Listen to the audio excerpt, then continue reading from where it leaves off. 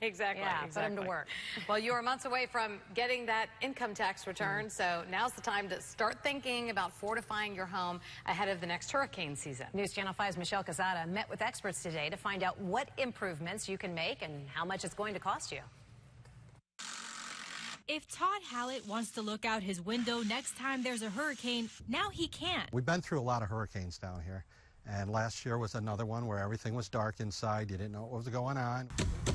So he made the decision to go with hurricane impact windows. Most folks don't recognize is there's over 30 different ways to order hurricane impact windows. If you're making the investment, TAC Granata with Florida Home Improvement Associates says go with windows that will be energy efficient and make sure to have a warranty.